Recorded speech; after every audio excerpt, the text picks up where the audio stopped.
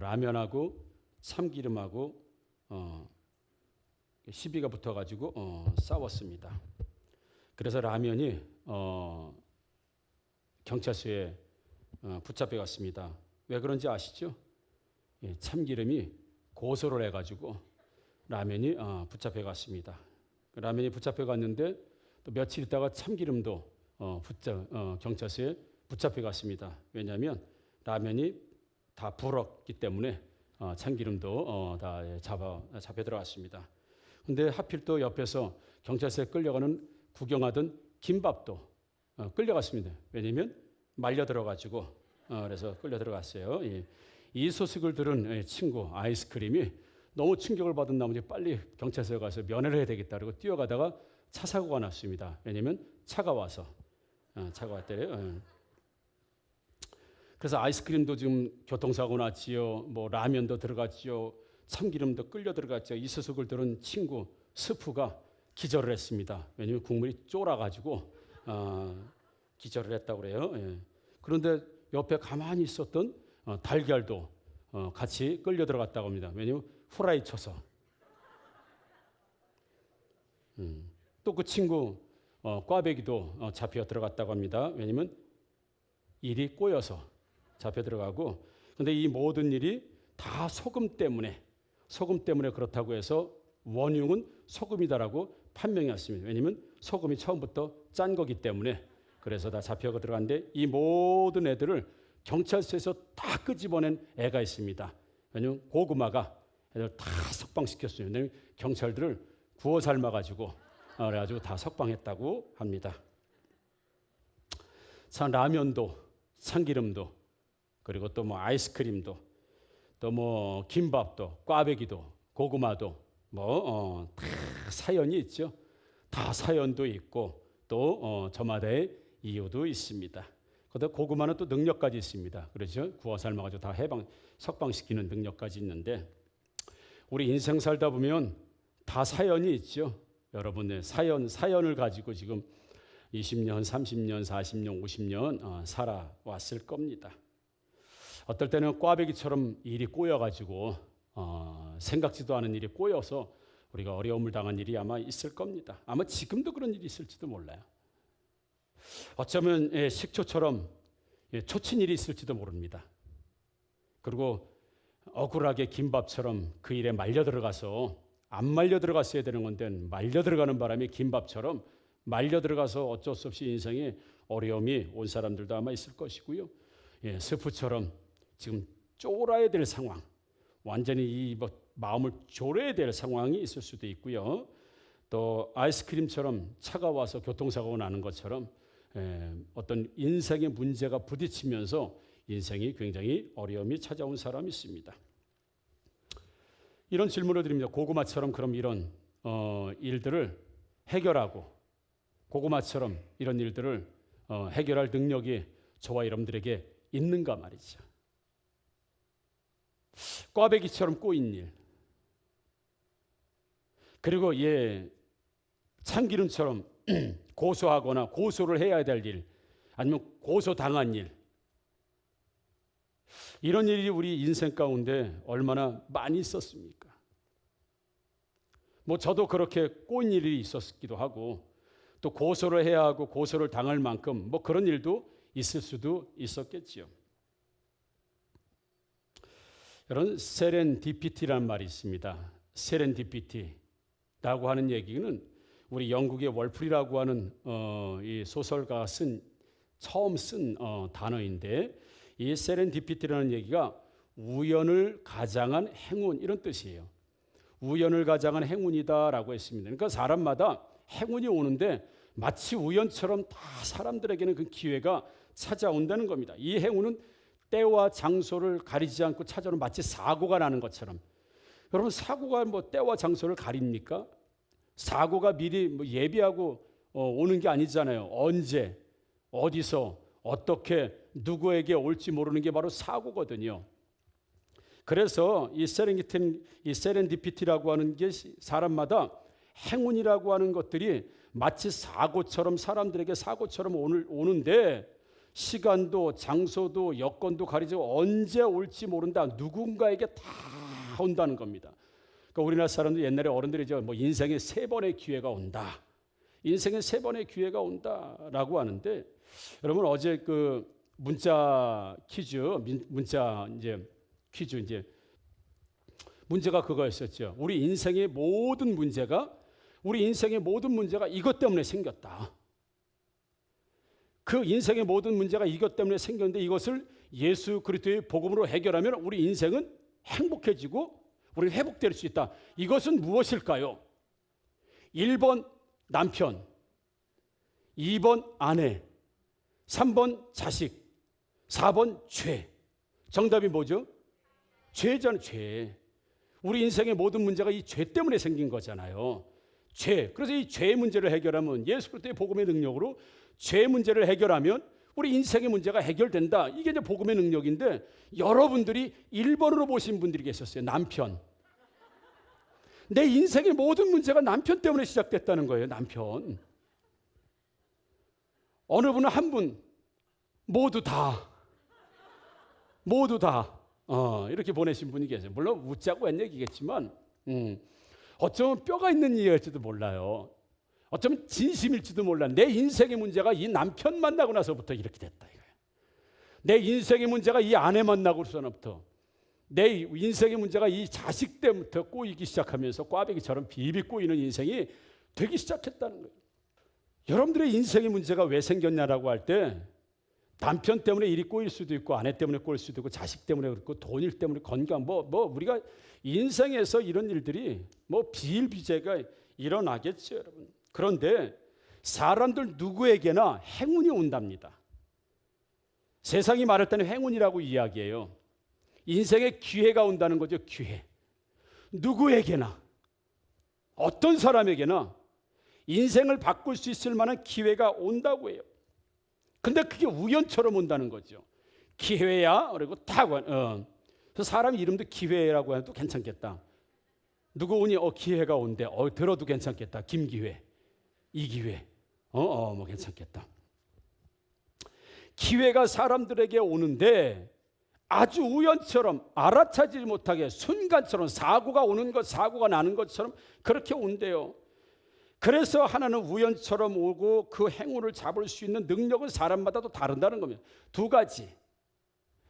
그러니까 조금 전에 말한 세렌디피티라고 하는 이야기가 사람마다 행운이 찾아오는 것처럼 사고가 찾아오는 것처럼 누군가에는 인생을 바꿀 만한 행운들이 찾아오는데 모두에게 온다는 건 모두에게 오는데 그걸 철썩 잡을 수 있는 사람은 아무나 잡는 게 아니라는 거죠.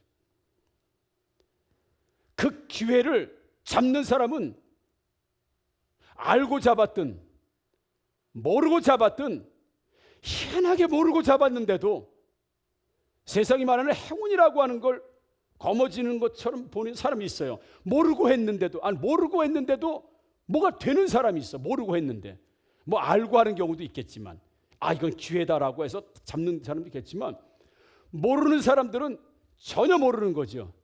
이게 기회인지 뭐인지 전혀 몰라. 그리고 선택을 했는데 하필 또 선택을 하는데 이상하게 안 되는 선택을 하는 사람이 있죠. 안 되는 선택.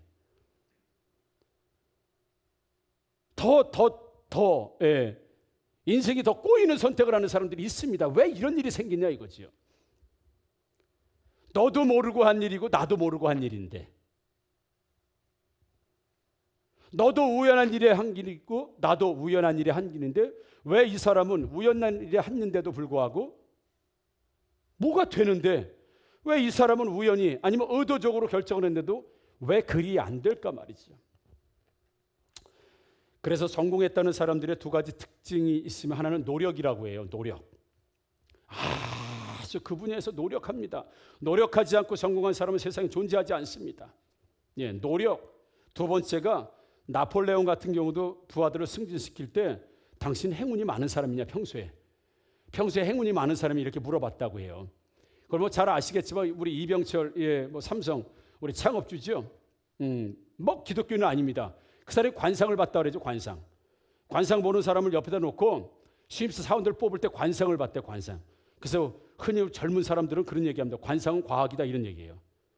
지금 그런 얘기를 많이 합니다. 젊은 애들. 관상이 과학이라는 거예요.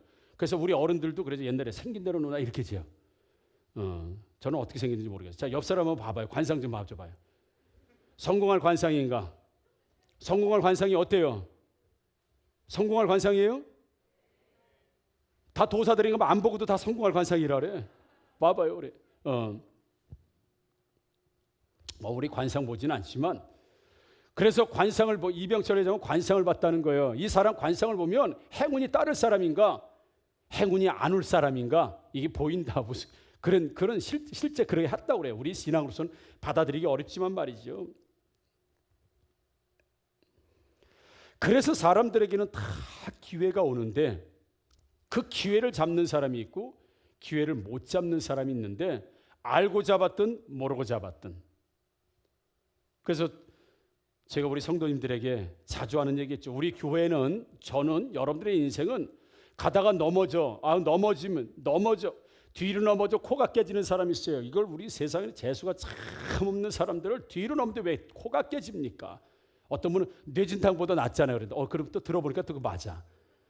뒤로 넘어져도 코가 깨지는 얘기가 참 안 된다는 얘기입니다. 참 안 되는 사람이랑. 우리는 떨어덕 넘어진 김에 뭐가 있어요?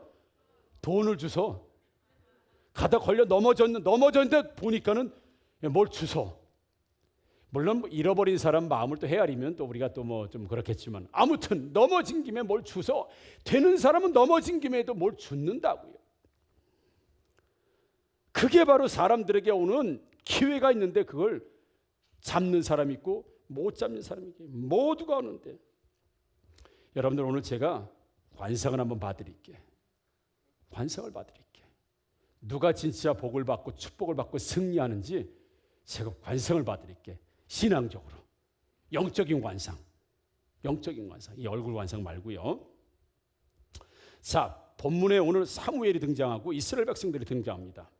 이스라엘 백성들이 그동안 사사시대라는 게 왕이 없는 왕정시대가 아니고 하나님께서 보내신 민족의 지도자를 정식 왕이 아니고 그저 민족의 지도자, 지혜 있는 사람의 말씀을 가진 사람이 이스라엘을 다스렸단 말이죠. 그러니까 하나님 말씀을 신정정치가 지금까지 있었어요. 그런데 이스라엘이 왕을 원하기 시작했을 때 마지막 사사라고 하는 마지막 하나님 보내신 그 선지자가 바로 오늘 사무엘 선지자예요. 그 사무엘 선지자가 이제 엘리 제사장으로부터 훈련을 받고 하나님부터 훈련을 받고 그가 제사장의 역할을 잘 감당하고 선지자의 역할을 잘 감당하고 성인이 되고 어른이 되었을 때 이스라엘 백성들이 자 너희들이 섬기던 모든 우상들을 다 버려라. 집에 있는 우상들 다 버리고 가지고 섬기던 우상들 다 버리고 너희가 가지고 있던 우상 다 버리고 그리고 미스바라는 곳에 모여라 라고 해서 미스바에 다 모이게 합니다. 다 이스라엘 백성들을 모이게 해요. 그리고 나서는 이스라엘 백성들에게 자 지금부터 하나님께 우리가 예배를 드린다라고 하면서 하나님께 제단에다 물을 붓고 또 어린 양을 잡고 그리고 번제, 우리로 말하면 거국적인 국민 전체가 다 드리는 예배를 드리죠.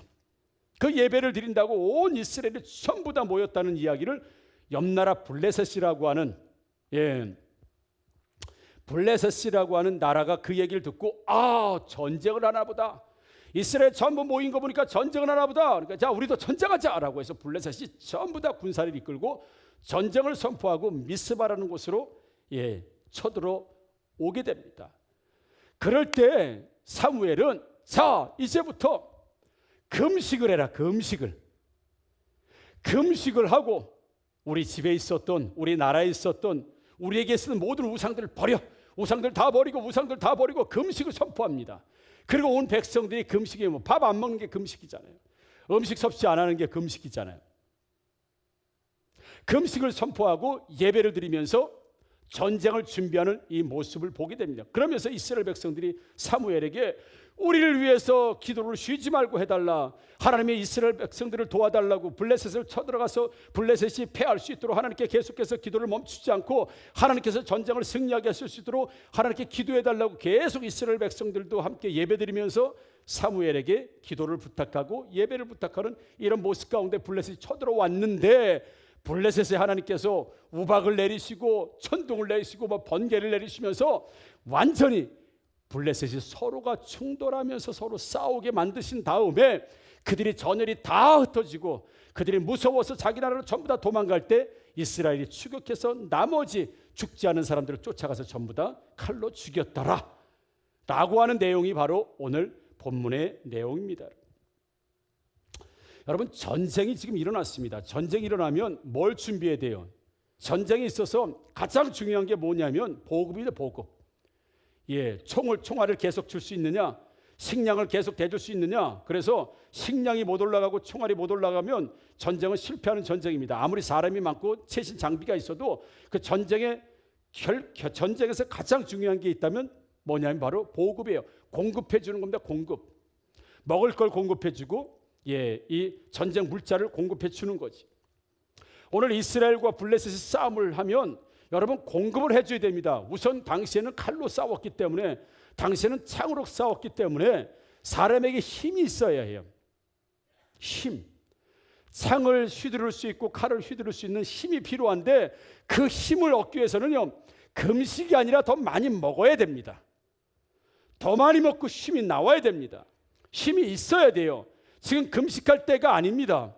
지금 전쟁에 있어서 금식할 때가 아니라고요. 많이 먹고 많이 마시고 휴식을 취하고 준비하고 더 근력을 키우고 몸을 짱짱하게 만든 다음에 전쟁이 나가도 지금 이길까 질까 말까 하는 상황인데, 지금 전쟁 상황에서 사무엘과 이스라엘 백성들이 하는 게 뭐냐면 지금 뭘 하고 있어요? 금식을 하고 있어요. 금식.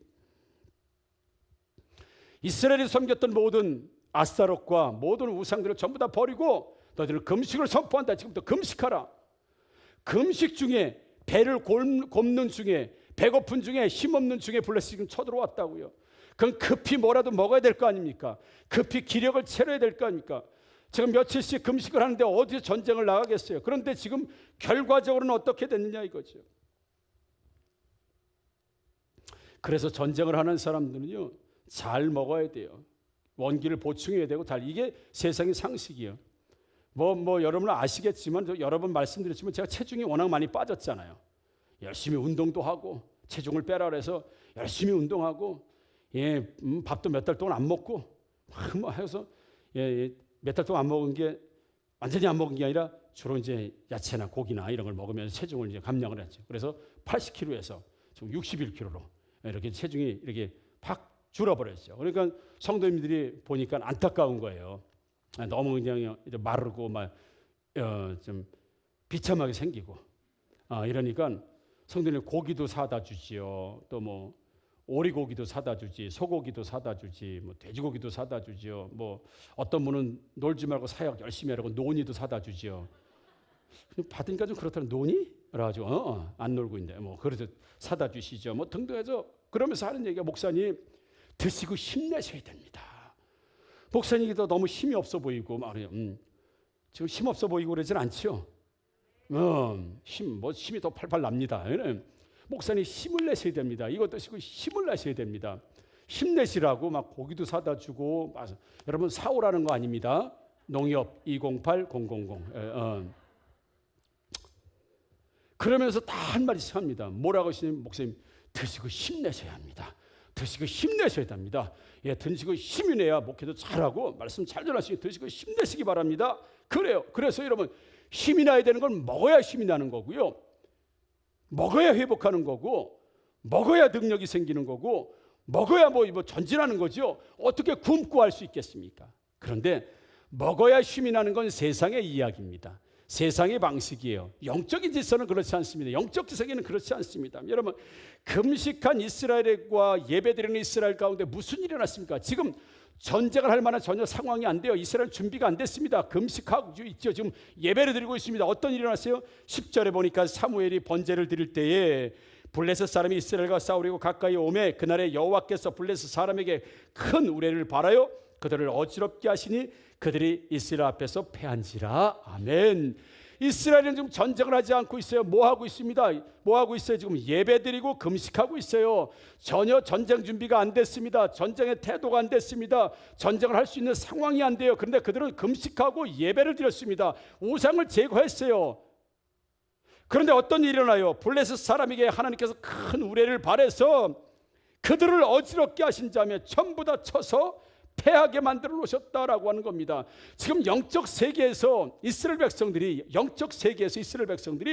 아스타로스를 그리고 우상들을 자기가 그동안 품고 어떤 의지하고 힘을 다하고 믿었던 이런 우상들을 전부 다 버리고 우리는 여호와만 섬기겠다, 우리는 하나님만 섬기겠다라고 하면서 영적으로 금식을 선포하고 금식을 하고 육체를 비우고 힘이 떨어져 있었지만 그들은 우상을 버리고 그들은 자신이 그동안 이렇게 가져왔던 이런 것들을 버리고 우리는 오직 하나님만 바라보겠습니다라고 그런 결단하는 상황 가운데, 그러니까 육신적으로는 힘이 없는데, 육신적으로는 쇠화해졌는데, 육신적으로는 굉장히 어려운 상황인데, 사랑이었는데 그들은 영적으로 새로워지고 영적으로 회복이 되어지고 영적인 능력이 일어남과 동시에 하나님께서 블레셋에게 어떻게 해요? 큰 우레를 발해서 그들을 어지럽게 하시고 그들을 패하게 하셨다고. 이스라엘은 지금 전혀 전쟁을 하지 않는데 블레셋이 지금 실패하고 패하는 모습을 보게 되면 이스라엘 백성들을 통해서 하나님께서 지금 말씀하고 계시는 겁니다.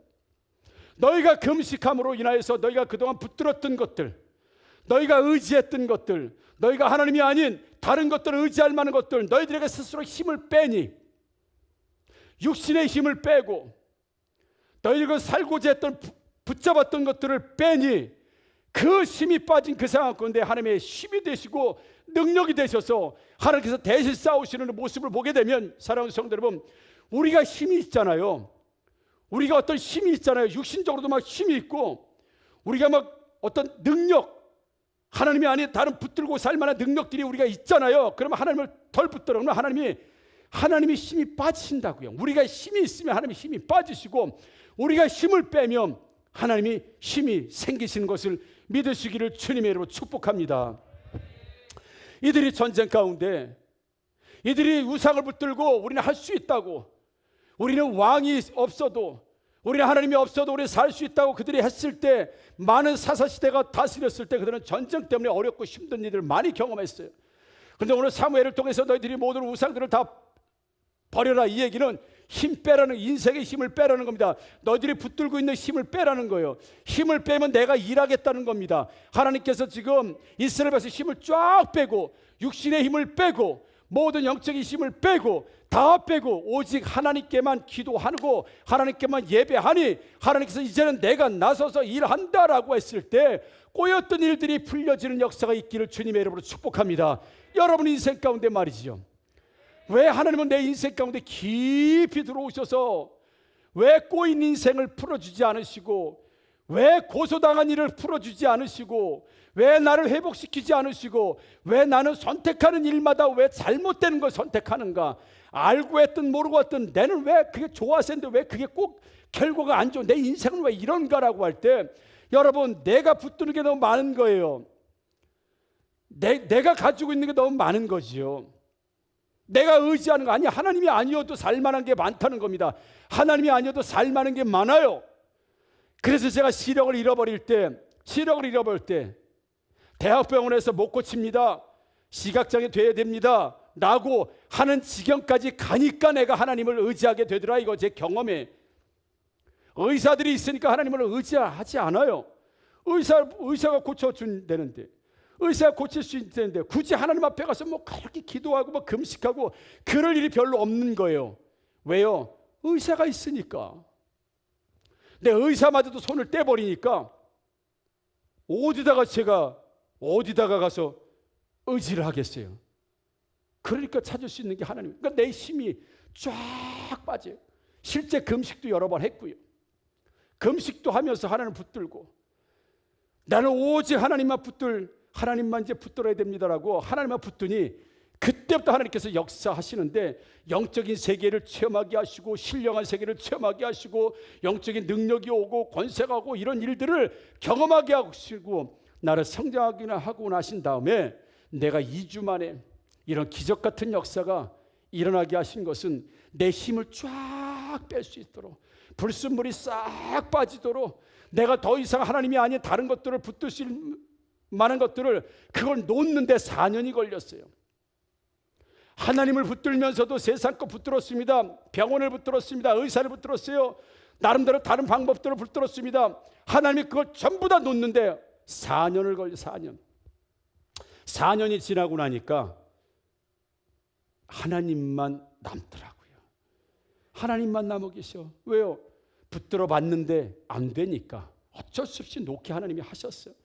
그리고 나서는 하나님만 붙들게 하니까 하나님께서 4년 동안 훈련하시고 난 다음에 기적의 역사, 정말 병원에서 가니까 기적이라고, 이건 그 사람이 예수 믿는 사람이 아니니까 신이 하셨습니다. 신이 하셨다고 뿐이는 말할 수 없습니다라고 하는 그 신이 누구예요? 하나님 아니겠습니까? 그리고 우리 11절을 보게 되면 이스라엘 사람들이 미스바에 나가서 블레셋 사람들을 추격하여 뱃갈 아래에 이르기까지 쳤더라라고 되어 있습니다. 이스라엘 백성들의 전쟁의 승리는 오직 그들이 금식함으로 육체의 힘을 빼고, 여러분 솔직히 우리가 힘이 없으면 하나님을 더 찾는데 육체적으로 원기왕성하잖아요. 그냥 뭐 세상 막 발발거리고 막 돌아다니지 뭐 세상. 그렇죠? 그럴 힘마저도 없으면요, 그 다음부터는 조용히 앉아서 묵상하고, 그리고 조용히 앉아서 하나님 찾아요. 여러분 힘이 그냥 입으로 오면 그냥 하루 종일 더 우리가 진짜 입에 힘이 빠지고 육신에 힘이 빠지면 그다음 하나님 묵상하게 되고 말씀을 묵상하게 되고 기도하게 되고 하나님 찾게 되는데, 희한하게 그렇게 하나님 앞에 돌아서니까 꼬였던 일들이 풀려지고 묶였던 일들이 풀려지고, 이스라엘 백성들이 그러잖아요. 하나님 여호와께서 블레셋의 손에서 우리를 구원하시게 하라 라고 지금 이 이스라엘 백성들이 지금 8절에서 그렇게 이야기하고요. 사무엘에게 계속 기도함으로 해서 우리가 계속 금식하고 기도할 테니까 계속 기도함으로 그들이 하나님께서 블레셋으로 하여금 그들의 손에서 우리를 구원하시게 전적으로 하나님께서 하시는 일들을 의지할 수 있도록 그렇게 만드는 그런 모습을 보게 됩니다. 사랑하는 성도 여러분, 이스라엘은 우리 3절 4절 이렇게 말합니다. 사무엘이 이스라엘 온 족속에 말하여 이르되 만일 너희가 전심으로 여호와께 돌아오려거든 이방 신들과 아스타로스를 너희 중에서 제거하고 너희 마음을 여호와께로 향하여 그만을 섬기라. 그리하면 너희를 블레셋 사람의 손에서 건져내시리라. 이에 이스라엘 자손이 바알들과 아스타로스를 제거하고 여호와만 섬기니라. 아멘. 금식했다고 하는 이야기는 내 힘을 빼고 내가 의지할 걸 놓고 오직 하나님만 의지하겠습니다라고 선포하고, 그들이 금식하고 예배할 때 블레셋과 굳이 그렇게 싸우지 않아도 여호와께서 대신 싸워주심으로 그들을 혼란케 하심으로 그런 어려웠던 일들이 삽시간에 해결되면서 이스라엘의 승리로 가져왔다고 한다면, 우리가 자녀를 키울 때도 그렇지 않습니까? 만약에 우리 아기를 낳았어요. 엄마들이 젖을 먹일 거 아닙니까? 이제 태어난 지 한 달, 두 달 되는 애 젖을 먹일 때 중학생 아이가 와서 그래도 자식이면 엄마 라면 끓여줘 그러면 알았어 그러고 젖 먹던 애기 내려놓고 여러분 라면 끓여줍니까? 뭐라고 그래요? 애들 젖을 먹이는데 엄마 라면 끓여줘 그러면 뭐라고 그러겠습니까? 엄마들은 네? 네? 네가 끓여 먹어. 너 애기 젖 주는 거 안 보이냐? 네가 끓여 먹어. 그렇지 젖 주던 애기를 내팽개치고 가서 라면을 끓여줍니까? 안 됩니다. 왜냐하면 중학생에는 스스로 라면을 끓여 먹을 수 있는 능력이 있어요. 끓여 먹어도 됩니다. 애기는 그런 능력이 없어요. 전적으로 엄마를 의지하지 않으면 살 수 없는 존재예요. 우리가 금식하고 하나님께 모든 걸 내려놓고 우상을 내려놓고 오직 하나님만 붙들면 되는 게, 내가 중학생 엄마 아니어도 나 끓여 먹을 수 있어요 됐어요라고 우리 인생 그러면 엄마가 더 나서지 않습니다. 그의 인생과도 잘 나서지 않습니다. 그러나 아기는 왜 그리고 울면 엄마들이 보고 너 배고프구나, 기저귀가 젖었구나, 너 오줌을 쌌구나, 갈아주고 먹여주고, 그 아이가 할 수 있는 오직 하나는 우는 거 하나뿐이 없는 거죠.